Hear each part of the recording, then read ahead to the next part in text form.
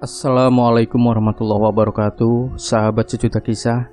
Senang sekali kami bisa kembali hadir menjumpai Anda. Tentunya seperti biasa, kami akan menyuguhkan cerita-cerita misteri menarik untuk Anda. Dan untuk kali ini kami sudah menyiapkan sebuah kisah misteri petualangan Yuda yang berjudul Darah Keabadian. Kupacu motor menembus jalan lengang. Hujan gerimis yang mendadak turun tak membuat laju motorku jadi melambat. Bayang-bayang kasur yang empuk jadi pemacu semangatku untuk segera sampai di kontrakan. Malam ini, aku dalam perjalanan pulang seusai lembur yang melelahkan. Meski Pak Yanto sang manajer memberiku keleluasaan dalam mengatur jam kerjaku sendiri, namun aku enggan memanfaatkannya. Aku tak mau diistimewakan hanya karena pernah menolong keluarga Pak Hermawan sang pemilik pabrik. Semua itu malah membuatku jadi risih. Aku hanya ingin jadi karyawan biasa dan diperlakukan sama seperti teman-temanku yang lain. Sekilas kulirik jam tangan, nyaris tengah malam. Ku percepat laju motorku melibas jalanan sepi yang kian licin diguyur air hujan. Namun, ketika melintasi satu tikungan yang menurun, diriku terkejut saat melihat ada orang yang tergeletak di tepi jalan. Ya Allah, dia kenapa? Kuhentikan motorku lalu bergegas menghampirinya. Ternyata dia seorang gadis muda dan dia sepertinya pingsan. Namun diriku jadi terkesima begitu melihat wajahnya yang sangat mirip dengan Mayang Kemuning. Kenapa dia? Apa jangan-jangan dia korban tabrak lari? Tapi tubuhnya tak sedikit pun terluka, hanya pakaiannya saja yang nampak basah dan kotor. Namun belum sempat apa-apa, tiba-tiba tengkuku merasakan sayatan sebuah benda yang amat tajam. Ah! Teriakku kesakitan spontan berbalik badan. Tepat di belakangku, ada seorang lelaki berkumis tebal dengan tai lalat besar di pipi kirinya yang berdiri dengan sebilah keris yang terhunus. Siapa kamu? Mau apa? Tanyaku lantang sambil meraba tengkuku yang kini berdarah. Namun dia tak menjawab. Dia masih berdiri tak bergeming sambil menyeringai. Diriku langsung siap pasang kuda-kuda. Aku curiga dia orang jahat dan gadis itu mungkin sudah jadi korbannya. Lalu mataku tertuju pada keris yang ada di tangannya. Bisa kurasakan kekuatan yang amat besar terpancar dari benda tajam berlekuk itu. Siapa lelaki ini? Mau apa dia? Dari keris yang digenggamnya, aku yakin kalau dia cuma bukan perampok biasa. Benda hebat semacam itu terlalu aneh bila dijadikan senjata untuk merampok orang. Tiba-tiba si gadis bangkit dan langsung berdiri lalu menghampiri lelaki itu. Aku makin heran. Ini pasti ada yang tak beres. Siapa kalian? Tanyaku pada mereka. Namun lagi-lagi tak ada jawaban. Perasaanku jadi tak enak.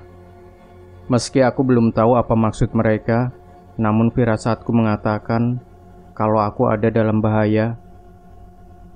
Lalu mendadak terasa ada hawa dingin yang menjalar di sekujur tubuh. Seiring dengan itu, tubuhku berangsur lemas, seakan-akan kehilangan tenaga. Ku coba kerahkan tenaga dalam untuk melawannya, namun sia-sia. Ini kenapa?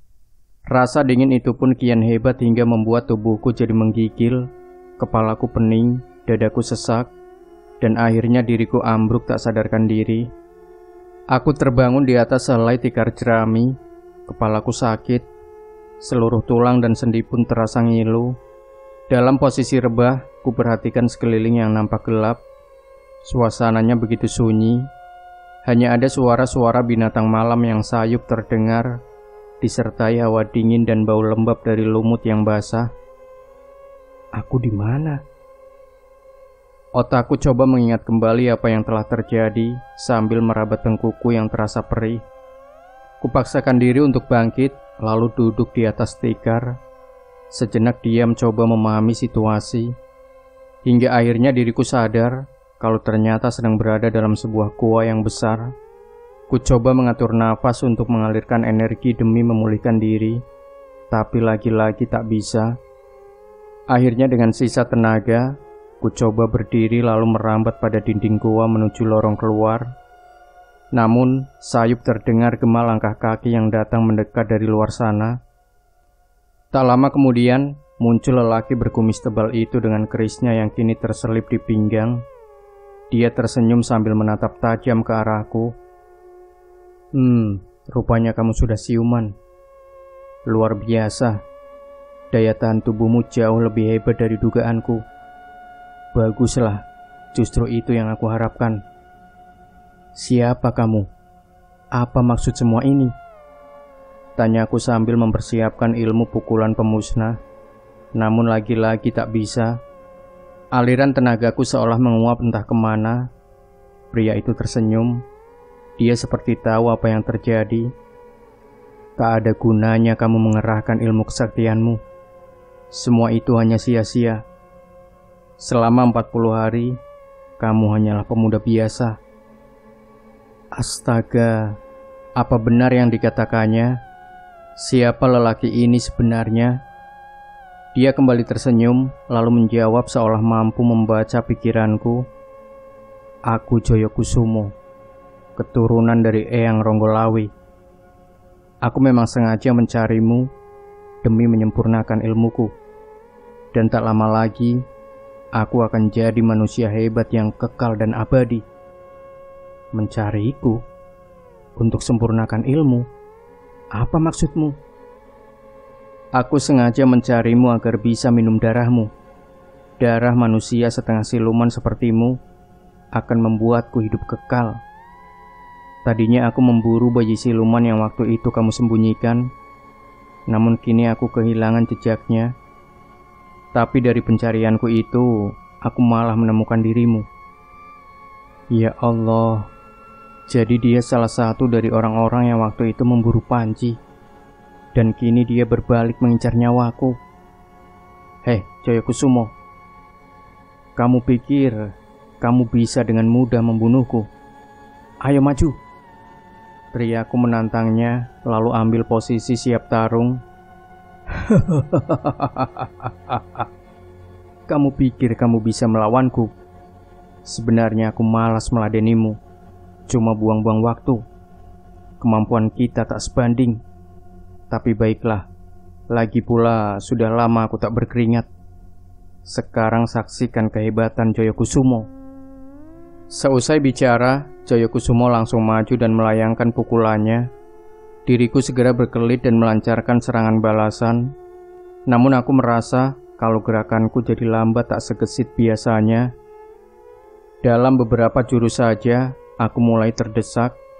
Ilmu silat yang kupunya seakan tak ada artinya di hadapan lelaki ini. Dia dengan mudahnya menangkis, bahkan beberapa kali mampu mendaratkan pukulannya tepat di tubuhku. Aku pun kian terdesak, hanya bisa berkelit dan menangkis. Namun satu hantaman keras di dada akhirnya membuatku langsung terpelanting menabrak dinding goa. Diriku terkapar meringis kesakitan sambil memegangi dada. Joyokusumo perlahan mendekat. Aku hendak bangkit, tapi tenagaku seolah habis tak tersisa. Aku sadar kini dalam kesulitan. Segera ku panggil Ki Loreng demi meminta bantuan darinya. Ki Loreng, aku butuh bantuanmu. Langsung terdengar auman keras yang menggema. Ki Loreng telah muncul di dekatku sambil menatap garang ke arah Joyokusumo. Lelaki itu sempat kaget, namun langsung sunggingkan senyuman yang mengejek. Rupanya kamu punya kucing peliharaan ya. Ayo, sini Pus, biar ku bikin sate sekalian. Ucap Joyokusumo lalu menghunus keris yang terselip di pinggangnya. Ki Loreng mengaum keras. Harimau besar jadi-jadian itu pun langsung lompat menerkam. Joyokusumo menyambutnya dengan sabetan keris yang langsung membuat Kiloreng mengaum kesakitan, lalu menghilang. Kiloreng, astaga. Diriku tak menyangka kalau Kiloreng dengan mudahnya bisa dikalahkan. Joyokusumo menyeringai sinis, lalu melirik ke arahku. Apa masih ada peliharaanmu yang lain? Ular, buaya, kuda atau gajah barangkali? Suruh mereka datang, ucap Joyokusumo dengan angkuhnya. Aku tak mampu menjawabnya, dadaku masih terasa sesak. Kini tak ada cara lain. Segera ku himpun tenaga dan konsentrasi agar bisa mengubah wujudku menjadi siluman ular. Tapi lagi-lagi aneh, 2 titik hitam di bawah pusarku tak merespon seperti biasanya. Kini diriku hanya bisa duduk bersandar di dinding goa sambil meringis menahan sakit. Joyokusumo mendekat. Dia lantas berdiri sambil mengacungkan kerisnya persis di hadapanku. Keris welut ireng warisan Eyang Ronggolawe ini mampu memusnahkan segala makhluk halus dan siluman jadi-jadian di seluruh muka bumi ini. Kamu yang cuma tergores saja langsung tak bisa apa-apa. Kalau aku mau, aku bisa dengan mudahnya membunuhmu. Aku cuma terdiam sambil memandangi keris itu. Bisa kurasakan tenagaku yang seolah tersedot oleh kekuatan magisnya. Kini diriku sadar, aku benar-benar ada dalam bahaya. Akhirnya Joyokusumo menyelipkan kembali keris itu di pinggangnya. Dia lantas berjongkok, lalu berkata persis di depan wajahku, "Sekarang kamu dengar baik-baik.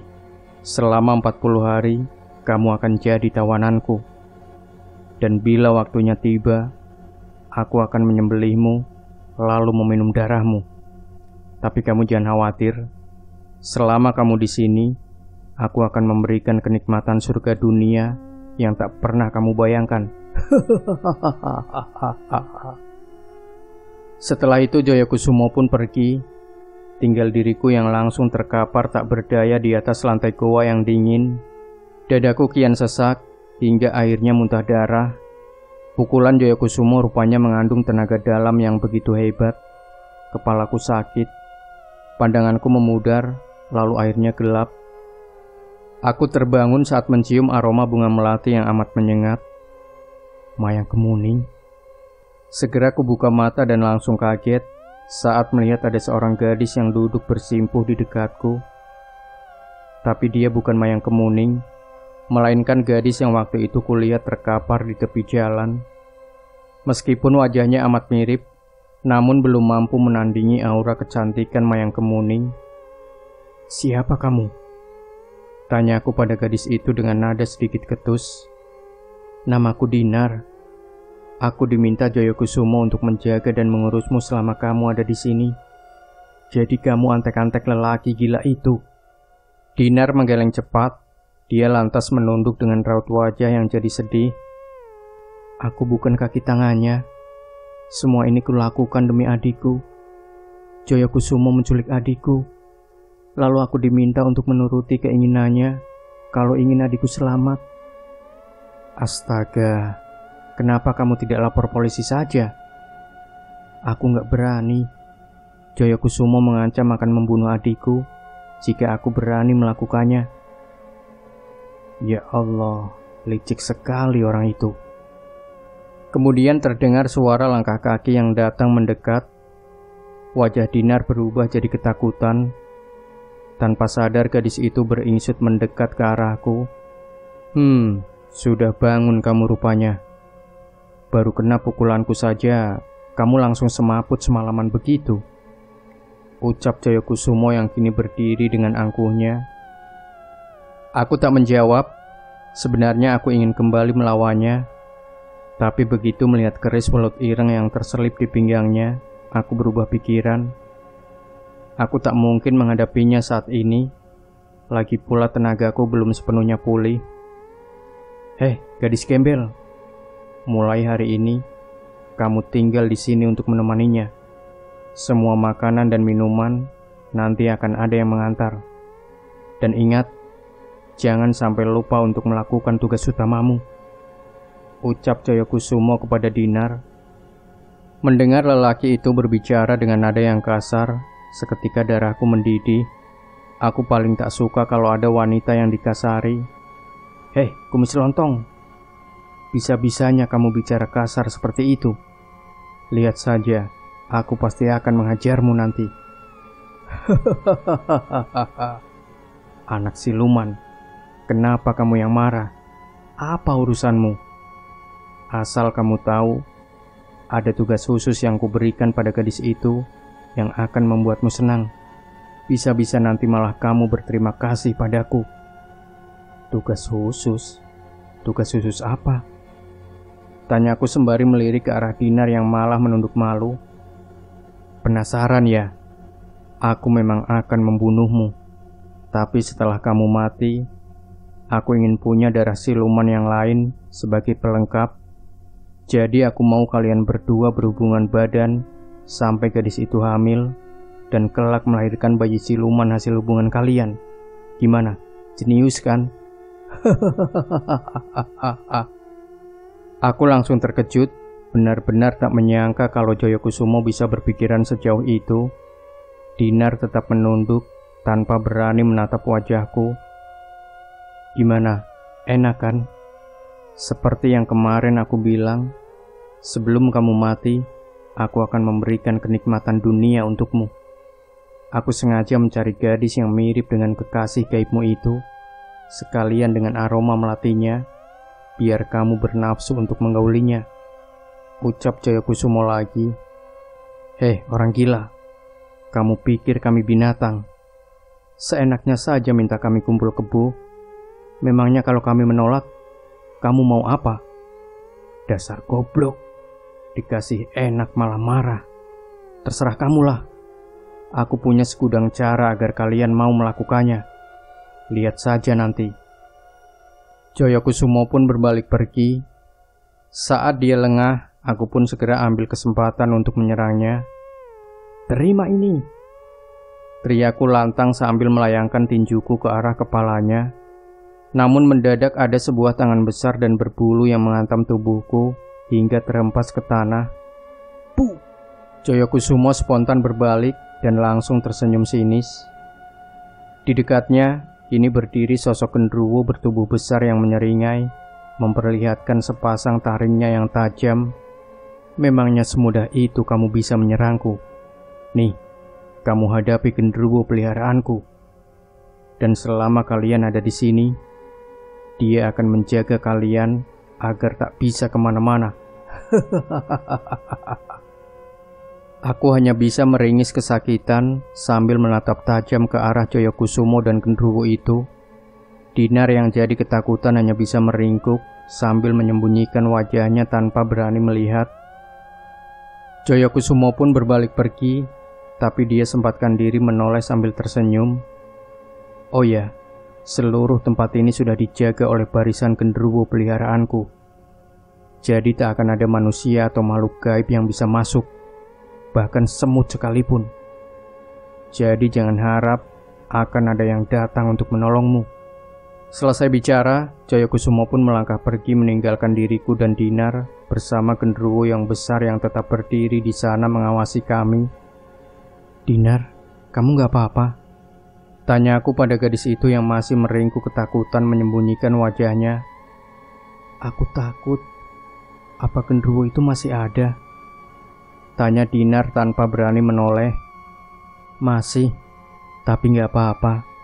Sepertinya dia hanya ditugaskan untuk menjaga. Dia tak akan melukai kita selama kita tidak memaksa untuk keluar." Mendengar ucapanku, Dinar memberanikan diri menampakkan wajahnya. Namun dia kembali ketakutan dan langsung bersembunyi di balik punggungku ketika melihat genderuwo itu menyeringai memperlihatkan taringnya.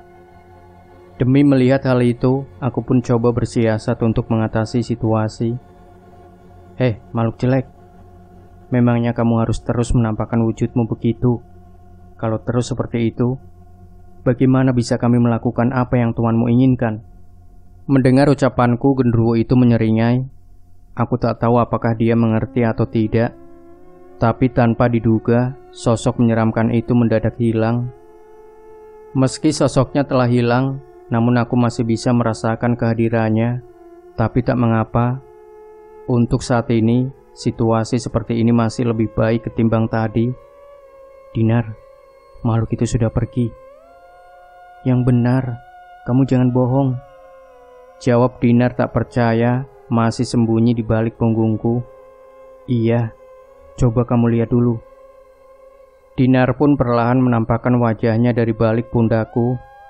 Entah mengapa dadaku jadi berdebar-debar saat hembusan lembut nafasnya menyentuh leherku, disertai harum bunga melati yang semerbak tercium dari tubuhnya.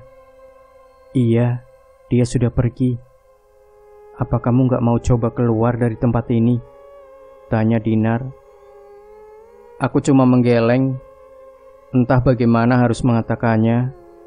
Dinar pikir makhluk itu sudah pergi. Padahal tanpa dia sadari, aku yakin makhluk itu masih ada di sini. Dan saat ini pasti sedang mengawasi kami. Enggak. Aku yakin makhluk itu langsung muncul kalau aku melangkah keluar.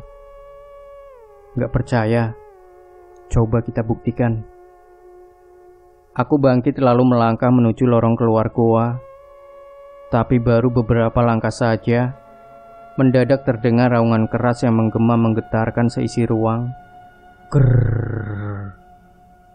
Dinar seketika pucat, aku langsung coba menenangkannya. Benar kan? Ucapku berkelakar demi meredakan rasa takutnya. Lalu kita harus gimana? Aku belum tahu. Untuk saat ini kita terpaksa berdiam di sini. Tapi kamu jangan takut. Aku pasti melindungimu kalau makhluk itu coba menyakitimu. Mendengar ucapanku, Dinar nampak lebih tenang. Ku coba untuk mengalihkan perhatian dengan memulai obrolan, sekaligus mencari tahu tentang dirinya. Memang bagaimana ceritanya sampai Jayakusumo bisa menculik adikmu? Namanya Putri. Dia baru kelas 3 SD. Kami anak yatim piatu. Putri diculik Jayakusumo sepulang sekolah. Tadinya aku sama sekali tak mengenal lelaki itu dan tak mengerti mengapa dia menculik Putri dan menjadikannya sebagai jaminan. Tapi sekarang aku tahu apa maksudnya. Aku juga. Aku sama sekali tak mengenalnya sampai aku bertemu dengannya saat peristiwa kemarin malam. Manusia gila itu rupanya menempuh segala cara demi bisa mencapai tujuannya. Tapi dia bilang kalau kamu anak siluman. Apa maksudnya? Demi mendengar pertanyaan itu, aku pun jadi terdiam. Aku ragu untuk mengatakan yang sebenarnya pada Dinar.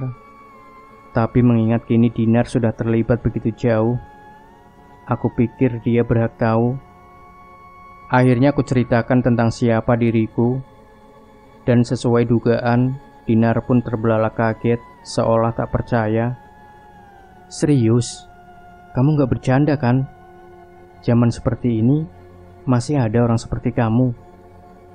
Ya, dan rupanya Jayakusumo tahu akan hal itu, hingga dia menginginkan darahku. Tapi tampangmu kok biasa aja? Masa siluman ular ganteng begini? Aku cuma bisa tersenyum mendengar ucapan polosnya. Andai saja dia bisa melihatku berubah wujud, mungkin kata-kata tadi tak akan terlontar dari bibirnya yang indah dan ranum. Bibir indah dan ranum? Mikir apa sih aku ini? Tapi harus kuakui, wajah Dinar benar-benar mirip Mayang Kemuning. Ingin sekali rasanya melihat Dinar ngomel-ngomel tak karuan, agar kemiripannya bisa sempurna. Namun aku tak mau pikiranku makin ngelantur. Aku pun coba mengalihkan perhatian agar tak semakin terbius oleh kecantikan wajah Dinar. Dinar, aku mau semedi sebentar. Aku ingin coba menjalin rasa dengan pamanku yang ada di Karangsewu. Meski heran, Dinar mengangguk seolah paham. Ya sudah, kalau begitu aku tidur saja. Sahutnya lalu berbaring di atas tikar jerami.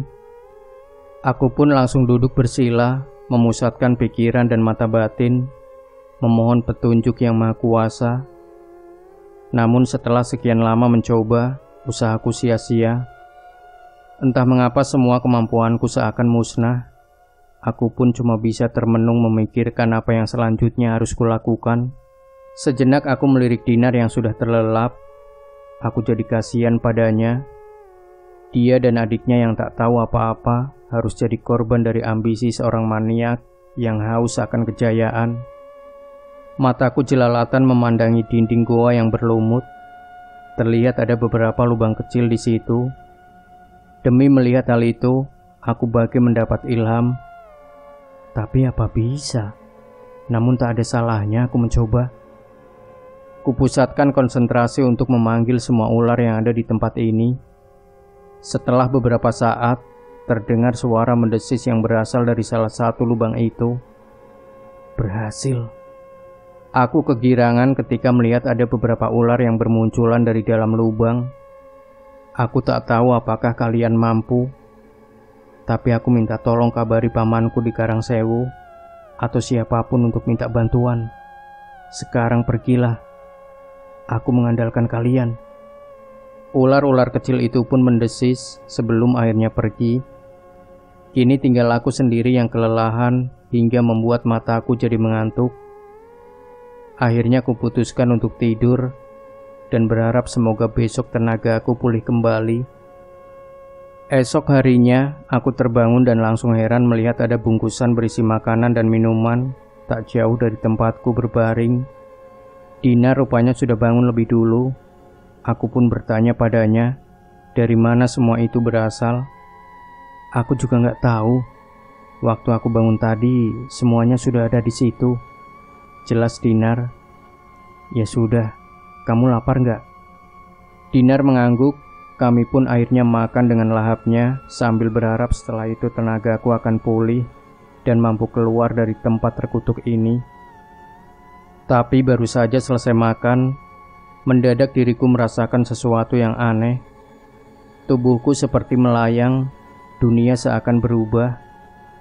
Bersamaan dengan itu, muncul gejolak rasa yang dengan cepatnya melonjak terasa sampai ke ubun-ubun. Kualihkan pandangan ke arah Dinar, tapi yang kulihat bukan dia, melainkan Mayang Kemuning yang duduk dengan mengenakan pakaian tipis menerawang yang membuatku seketika menelan ludah. Mayang Kemuning sunggingkan senyum penuh arti. Aku pun tergoda untuk menghampirinya.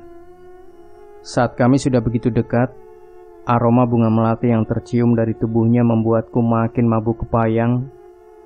Tanganku bergerak untuk menyentuh kulit tubuhnya yang mulus. Mayang pun seakan membuka diri hingga membuat hasratku kian menjadi-jadi. Apakah ini mimpi? Diriku bagai hilang kendali. Entah setan apa yang telah menguasai. Aliran darah yang berdesir kencang membuat jantung ini berdegup tak beraturan. Desakan hasrat yang begitu kuat menuntunku untuk berani berbuat lebih. Lalu tiba-tiba terdengar suara yang membentak keras persis di telingaku. Yuda! Aku tersentak dan langsung kaget. Begitu menyadari kalau diriku sedang berada di atas tubuh Dinar yang pakaiannya sudah berantakan tak karuan. Astagfirullah. Aku pun seketika menjauh.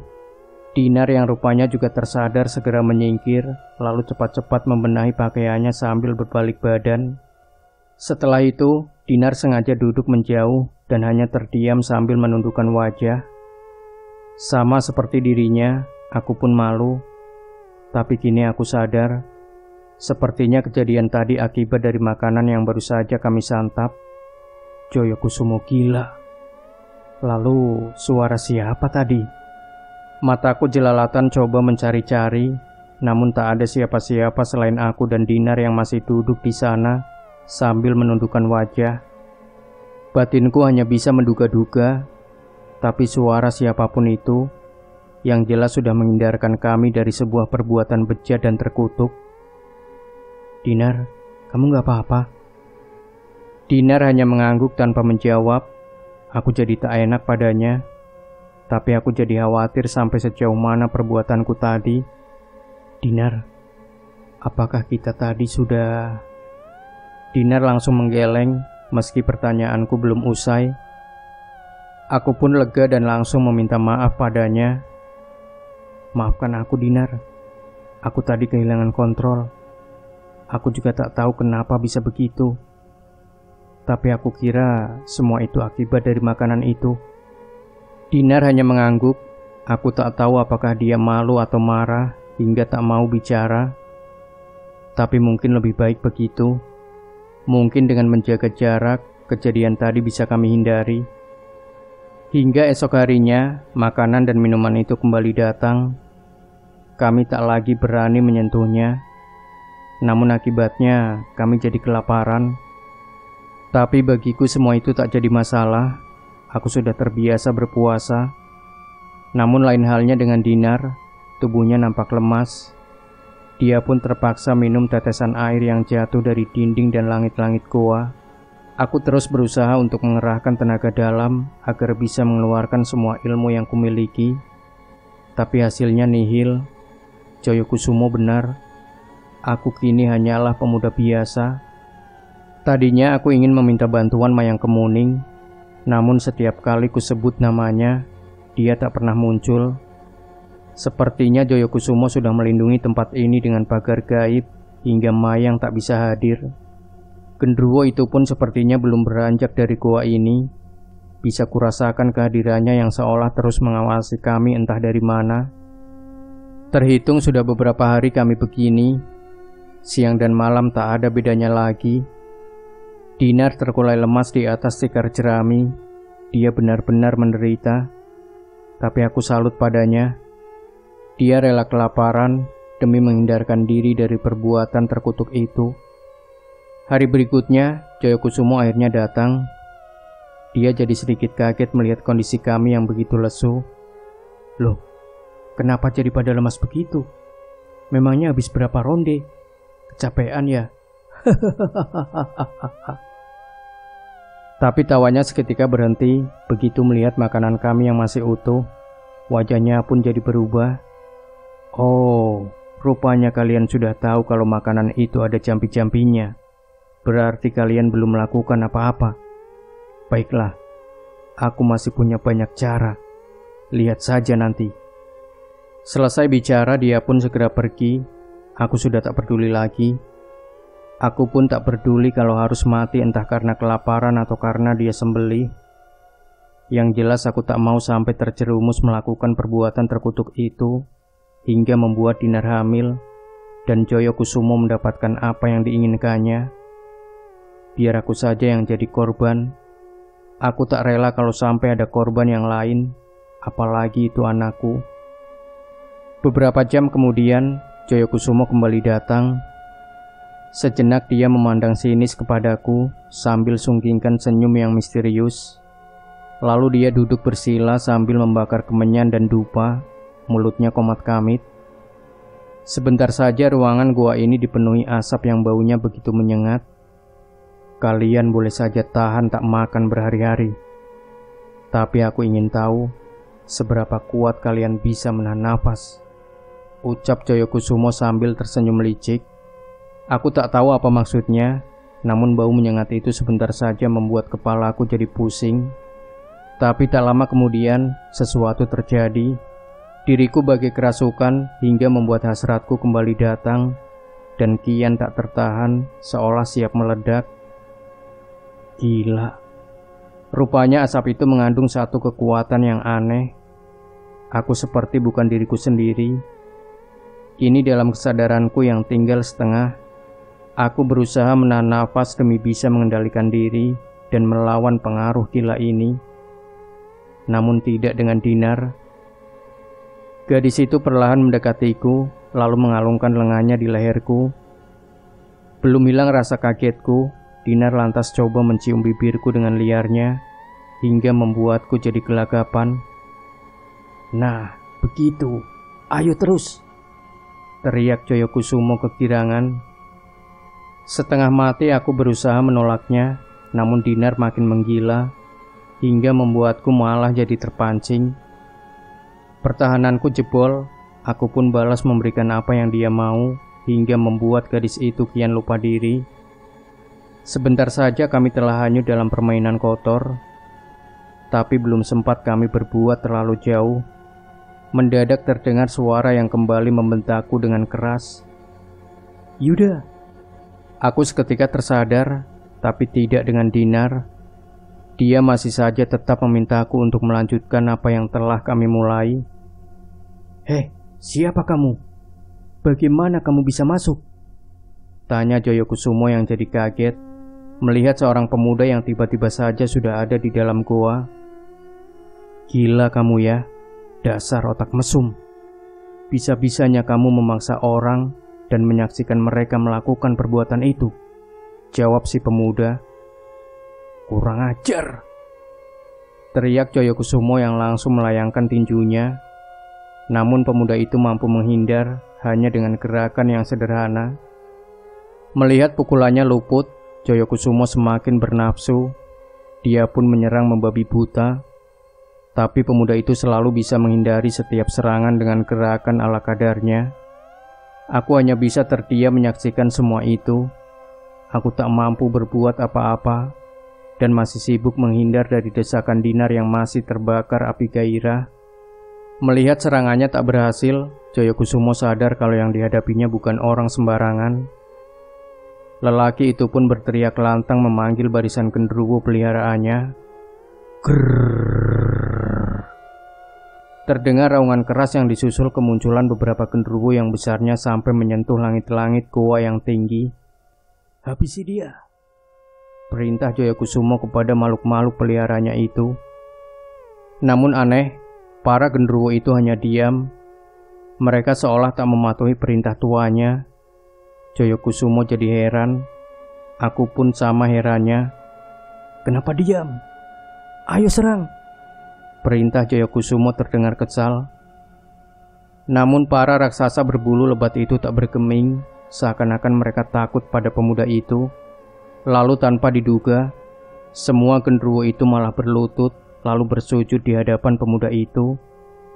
Astaga, hanya ada satu orang di dunia ini yang mampu membuat makhluk sekelas genderuwo bersujud menyembahnya, dan dia adalah Panji. Pemuda itu hanya bertolak pinggang sambil tersenyum memperlihatkan sepasang taring kecil yang ada di sudut bibirnya. Lalu dia melirik ke arahku sambil mengerlingkan mata. "Panji? Apa dia benar-benar Panji? Tapi setauku dia hanyalah bocah kecil. Bagaimana bisa dia berubah menjadi seorang pemuda yang gagah?" "Kalian semua cepat pergi dari sini," perintah pemuda itu pada semua genderuwo yang bersujud, yang langsung membuat makhluk-makhluk itu menghilang tanpa bekas. Joyokusumo terkejut melihat hal itu. Dia benar-benar tak mengerti apa yang terjadi. Lalu dia mengenus keris welut ireng yang sejak tadi terselip di pinggangnya. "Kamu jangan senang dulu. Kamu belum merasakan dahsyatnya keris ini." Joyokusumo langsung menerjang menyabetkan kerisnya ke arah pemuda itu. Kali ini sang pemuda menghadapinya dengan lebih serius. Gerakannya amat hati-hati menghindari setiap serangan yang datang berkelebat. Hingga beberapa jurus, Joyokusumo dengan keris saktinya seolah ada di atas angin. Tapi dalam satu kesempatan, sang pemuda berhasil menendang tangan Joyokusumo sehingga kerisnya terpental dan jatuh persis di depanku. "Cepat, berikan kerisnya pada gadis itu dan suruh dia menjilat ujungnya," teriak pemuda itu kepadaku yang langsung membuat wajah Joyokusumo seketika jadi pucat. "Jangan! Kurang ajar kalian! Kembalikan keris itu padaku!" teriak Joyokusumo. Lelaki berkumis tebal itu pun ingin segera merebut kerisnya kembali. Namun gerakannya segera dihalangi oleh si pemuda. Tanpa buang waktu, cepat-cepat kuberikan keris itu pada Dinar yang malah jadi kebingungan. "Dinar, maaf, tolong kamu jilat ujung keris ini," pintaku pada gadis itu. "Untuk apa jilat keris? Aku mau yang lain," balas Dinar dengan senyuman yang menggoda. Ya ampun, dia malah mancing-mancing lagi. Ya Allah, kuatkan iman hamba. "Iya, itu urusan nanti. Sekarang aku minta tolong kamu jilat dulu ujung keris ini. Mau ya?" pintaku coba membujuknya. Dinar pun akhirnya menurut. Dia mengambil keris itu lalu menjilati ujungnya sambil menatapku dengan tatapan mata nakal yang membuatku seketika merinding ngilu. Aduh, lama-lama bisa hilaf juga ini. Joyokusumo berhasil berkelit dari hadangan si pemuda, lalu bergerak cepat ke arah Dinar demi mendapatkan kerisnya kembali. "Hei, cepat berikan keris itu!" teriak Joyokusumo sambil melotot marah. Aku hendak mencegahnya, tapi Dinar yang ketakutan malah langsung melempar keris itu tepat ke arah Joyokusumo. Lelaki itu pun segera memungutnya, lalu sebentar mengusap-usap ujung keris itu dengan bajunya, berusaha untuk membersihkannya. Melihat Joyokusumo berhasil mendapatkan kerisnya kembali, si pemuda malah tersenyum sinis, lalu menantangnya. "Hei, sekarang aku mau lihat kehebatan kerismu itu. Ayo maju!" ucap sang pemuda sambil membusungkan dada. Joyokusumo pun langsung menghujamkan kerisnya tepat ke jantung pemuda itu. Namun aneh, keris itu sedikit pun tak mampu melukainya. Demi melihat hal itu, wajah Joyokusumo jadi panik. Lalu dia mundur dan langsung komat kamit seperti melafalkan semacam mantra-mantra. Tiba-tiba seluruh dinding gua bergetar hebat. Langit-langit gua seakan mau runtuh. Aku dan Dinar langsung panik. Sang pemuda pun nampak terkejut, hingga dia jadi lengah dan tak menyadari kalau Joyokusumo diam-diam menyelinap pergi meninggalkan tempat ini. "Ayo, cepat kita keluar dari sini!" teriak si pemuda di antara suara gemuruh yang kian keras. Aku pun segera membawa Dinar keluar mengikuti pemuda itu. Sebentar saja kami telah sampai di luar gua yang ternyata ada di tengah-tengah hutan yang amat lebat. "Panji, kamu Panji?" tanya aku pada pemuda itu. "Iya mas, aku Panji," jawabnya sambil tersenyum. "Ya Allah, cepat besar kamu ya, luar biasa," sahutku sambil geleng-geleng kepala. Panji pun hanya tersenyum. Aku tak butuh lagi penjelasan. Sosok Panji yang dulu hanya bocah kecil, kini menjelma menjadi seorang pemuda gagah. Tapi semua itu jadi terasa wajar bila mengingat betapa cepat pertumbuhan badannya waktu itu. "Bagaimana kamu bisa ada di sini?" Seekor ular datang kepadaku dan memberitahukan kalau Mas Yuda ada dalam bahaya. Aku langsung pergi ke tempat ini dan untungnya bisa tiba tepat pada waktunya. "Terima kasih Ji, untung kamu cepat datang. Kalau enggak, wah, aku enggak tahu gimana jadinya," ucapku sambil melirik ke arah Dinar yang kini nampak seperti orang linglung. Kasihan gadis itu. Sepertinya dia masih ada dalam pengaruh aroma dupa perangsang. "Ini mas, cepat suruh dia minum ini," ujar Panji sambil menyerahkan sebotol air. Aku pun segera memberikannya pada Dinar yang langsung meminumnya sampai habis, karena memang selama ini dia kehausan. Selesai minum, Dinar pun sadar kembali. Dia lantas jadi malu mengingat apa yang telah terjadi saat dia ada dalam pengaruh asap dupa perangsang tadi. "Panji, kenapa keris Joyokusumo tak mempan pada dirimu? Padahal aku yang cuma tergores saja, langsung tak bisa berbuat apa-apa." Keris itu memang sangat ampuh, namun tetap punya kelemahan. Keris itu akan kehilangan kesaktiannya selama 1000 hari bila ujungnya dijilat oleh seorang gadis perawan. Tapi aku yakin Joyokusumo akan kembali datang. Mas Yuda harus hati-hati. Orang itu licik dan berbahaya. Aku pun mengangguk paham sambil melirik ke arah Dinar. Gadis itu pun lantas mengucapkan rasa terima kasihnya kepada Panji. "Terima kasih Mas Panji sudah menolongku. Tapi saat ini adikku masih ada dalam kekuasaan Joyokusumo. Kamu jangan khawatir. Tadi sebelum kesini, aku telah membebaskan adikmu.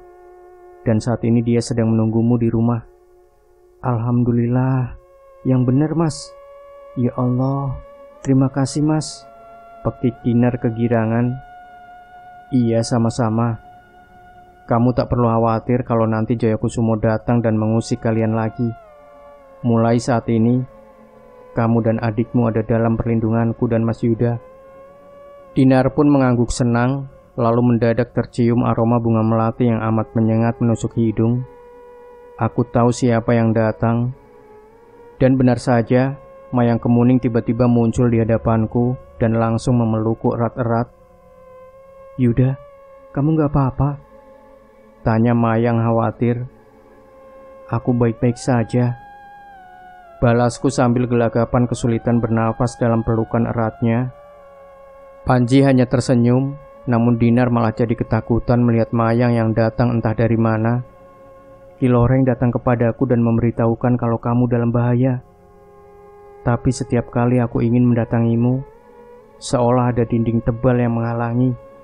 Apa yang terjadi? Tanya Mayang.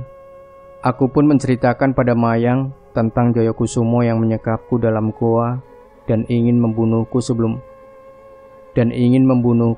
sebelum akhirnya Panji datang menolong.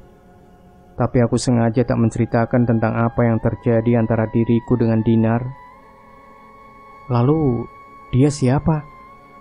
Tanya Mayang sambil melirik ke arah Dinar.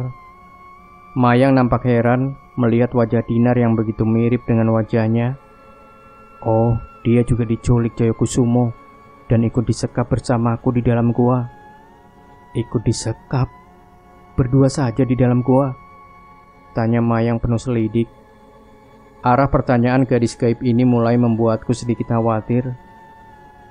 Iya, jawabku singkat, berharap dia tak melanjutkan pertanyaannya. Lalu, selama disekap, kalian ngapain aja? Ya, nggak ngapa-ngapain, cuma ngobrol-ngobrol aja. Cuma ngobrol? Benar begitu, Ci? Panji yang tiba-tiba ditanya begitu langsung gelagapan. Dia tahu persis bagaimana watak Mayang Kemuning. Melihat Panji yang jadi gugup, fokus Mayang pun beralih kepada pemuda itu. Kak, aku sih kurang jelas ya. Jawab Panji sekenanya, nampak kebingungan melihatku memberi kode agar dia tutup mulut dari balik punggung Mayang yang berdiri membelakangiku. Panji, aku tahu siapa dirimu. Kalau kamu berani berbohong, maka proses menghilangkan pengaruh iblis dalam dirimu akan menemui kesulitan. Sekali lagi aku tanya, apa yang mereka lakukan di dalam gua? Wajah Panji jadi memelas. Dia ada dalam dilema. Di satu sisi dia ingin melindungiku dari amukan Mayang Kemuning yang amat dahsyat dengan segala omelannya. Namun di sisi lain, dia tak berani berbohong karena hal itu akan mempersulit dirinya sendiri. Aku pasrah. Aku serahkan keputusannya pada Panji sambil melirik ke arah Dinar yang hanya terdiam tanpa berani berkata-kata. Sambil garuk-garuk kepala, akhirnya Panji menceritakan apa yang sebenarnya terjadi. Demi mendengar hal itu, wajah Mayang seketika memerah tanda dia amat marah. Kamu! Berani-beraninya kamu menggoda calon suamiku. Mentang-mentang mukamu mirip, lalu mau coba-coba cari kesempatan, ha? Dinar langsung lari ketakutan, lalu bersembunyi di balik punggungku. Mayang pun segera memburunya dengan amarah yang meledak-ledak. Sini kamu. Perempuan genit seperti kamu harus diberi pelajaran. Pekik Mayang sambil berusaha menarik rambut Dinar.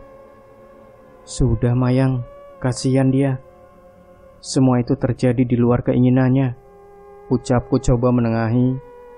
Namun hal itu justru membuat emosi Mayang kian memuncak. Kenapa kamu bela dia? Memangnya kamu sudah dikasih apa, ha? Apa jangan-jangan kalian sudah melakukannya?